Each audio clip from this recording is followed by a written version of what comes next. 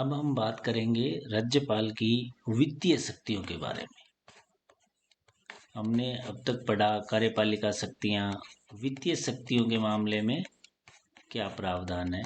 राज्यपाल के पास कुछ वित्तीय शक्तियां होती है कि वह धन विधेयक जो होता है, धन विधेयक, उस पर गवर्नर की पूर्व स्वीकृति आवश्यक होती है। पूर्व स्वीकृति आवश्यक होती है। इसलिए धन विधेयक को वापस लौटाने का कोई सवाल ही नहीं है, क्योंकि उस पर पूर्व स्वीकृति मिल चुकी होती है। राज्य का जो वार्षिक वित्तीय विवरण होता है, जिसको हम आम तौर पर बजट कहते हैं, वार्षिक वित्तीय विवरण, जिसको आम तौर पर हम बजट के नाम से जानते हैं,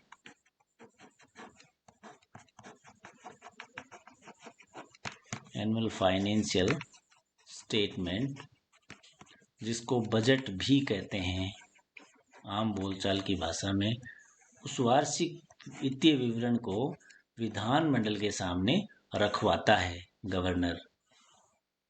उसको विधानमंडल के सामने रखवाता है, प्रस्तुत करवाता है। तो ये महत्वपूर्ण वित्तीय शक्तियां हैं। राज्य वित्त आयोग का जो गठन है, राज्य वित्त आयोग का गठन, जो कि हर 5 वर्ष बाद किया जाता है। पंचायतों तथा नगर पालिकाओं का जो वित्त संबंधी जरूरतें हैं, उनके लिए राज्य वित्त आयोग का गठन किया जाता है 5 वर्ष के पश्चात। अनुच्छेद 243I, इसके तहत इसका गठन किया जाता है, वो भी राज्यपाल महोदय करते हैं। तो ये वित्तीय शक्तियां राज्यपाल महोदय की हैं। अब हम बात करते हैं राज्यपाल की न्यायिक शक्तियां। न्यायिक शक्तियां, न्यायिक शक्तियों में हम देखते हैं कि राज्यपाल के पास जो राज्य की कार्यपालिका की शक्ति का जहां तक विस्तार है, राज्य की विधि के अंतर्गत किसी व्यक्ति को अगर सजा हुई है तो उस सजा को वो क्षमा कर सकता है,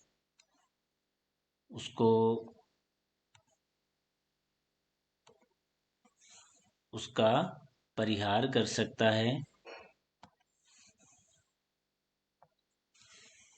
प्रविलंब कर सकता है, प्रविलंब परिहार कर सकता है, अर्थात उसको रोक सकता है, थोड़ा कम कर सकता है, क्षमा कर सकता है। इस प्रकार की शक्तियां हैं। लेकिन राष्ट्रपति की भांति मृत्यु दंड कम करने की शक्ति नहीं है। मृत्यु दंड को वो माफ नहीं कर सकता। और अगर कोर्ट मार्शल या सैन्य अदालतों द्वारा सजा दी गई है तो उसके लिए भी राज्यपाल को माफ करने का कोई अधिकार नहीं है। न्यायिक शक्तियों में ये दो बातें राष्ट्रपति महोदय से बिल्कुल ही अलग है। अनुच्छेद 161 के तहत ये शक्तियां राज्यपाल महोदय के पास है। न्यायिक शक्तियों में अन्य बातें करें तो एक है परामर्श।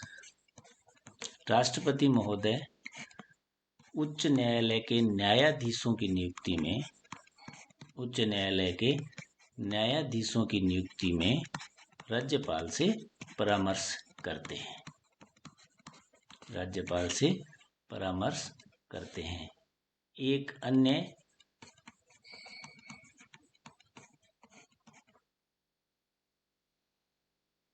नियुक्ति, स्थानांतरण तथा पदोन्नति का मामला है। राज्यपाल महोदय राज्य के उच्च न्यायालय से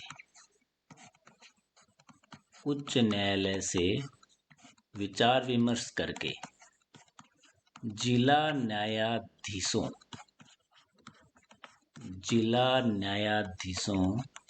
की नियुक्ति स्थानांतरण तथा पदोन्नति भी कर सकते हैं।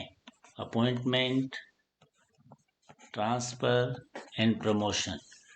परामर्श।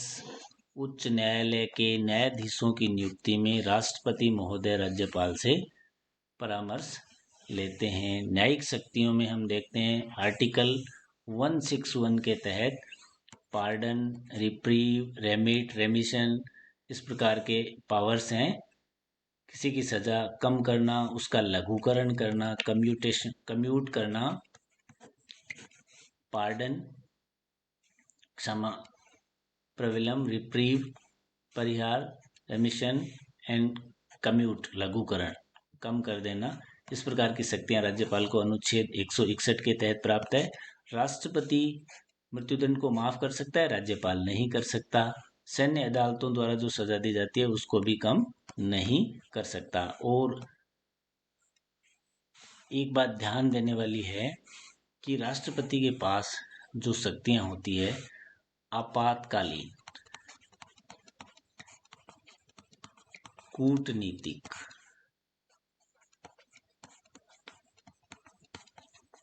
इमरजेंसी पावर्स, डिप्लोमेटिक पावर्स और सैन्य शक्तियां, ये राज्यपाल के पास नहीं होती। ये शक्तियां राज्यपाल के पास नहीं होती। राज्यपाल के पास ये शक्तियां नहीं हैं, ये केवल राष्ट्रपति के पास है। राज्यपाल के पास कौन कौन सी है?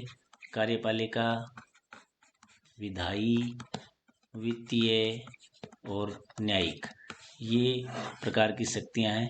एक अन्य शक्ति का जिक्र है जो हम अब पढ़ेंगे।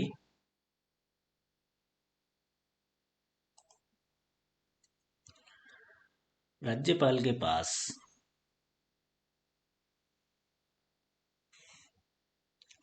के पास एक शक्ति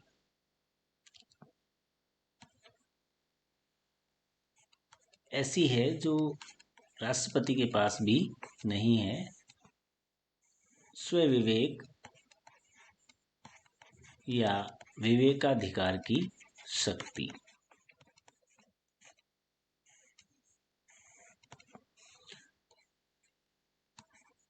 यह प्रश्न कई बार परीक्षाओं में पूछा गया है।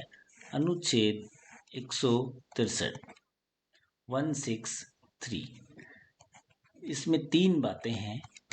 पहली बात यह है कि राज्यपाल उन मामलों को छोड़कर, संविधान में उल्लिखित उन मामलों को छोड़कर जिनमें उसे स्वविवेक से निर्णय करने का अधिकार है, उसके अलावा अगर कोई कार्य है तो उसके लिए मंत्रिपरिषद होगी सहायता एवं सलाह के लिए। तो राज्यपाल कुछ ऐसे कार्य हैं जिसमें वह स्वविवेक का इस्तेमाल कर सकता है, जैसे मुख्यमंत्री के चयन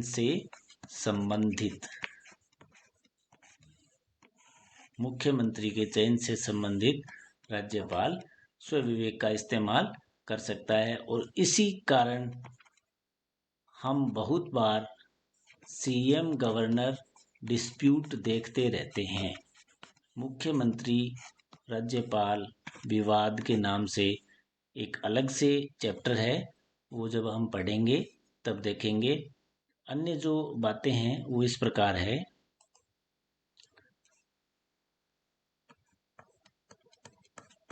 अन्य बातों में यह है कि जो काम विवेकानुसार जो कार्य किया जाता है राज्यपाल द्वारा, विवेकानुसार जो कार्य किया जाता है, उन कार्यों में विवेकानुसार जो कार्य किए जाते हैं उन कार्यों में गवर्नर का निर्णय अंतिम होगा,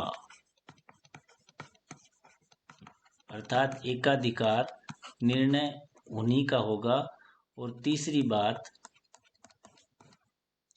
कि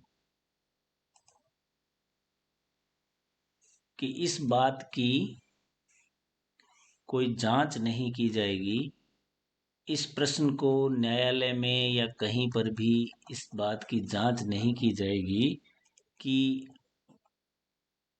राज्यपाल को मंत्रियों ने सलाह दी अथवा नहीं। अगर दी तो क्या दी, इन बातों को किसी भी न्यायालय में प्रश्नगत नहीं किया जाएगा।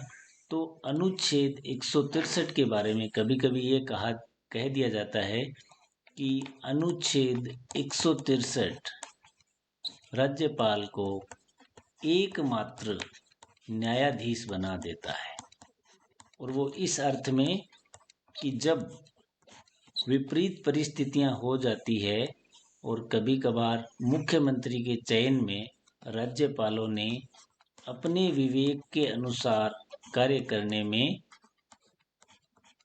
कोई निर्धारित सूत्र तो है नहीं, तो विवेक के अनुसार कार्य करने में कई बार ऐसा कहा जाता है कि अनुच्छेद 163 राज्यपाल को एकमात्र न्यायाधीश बना देता है, क्योंकि ये अधिकार राष्ट्रपति महोदय के पास भी नहीं है, केवल राज्यपाल के पास ही विवेकानुसार कार्य करने की शक्ति है। और वो भी ये कि इस प्रश्न की जांच भी नहीं की जाएगी और उसका निर्णय है वो अंतिम होगा।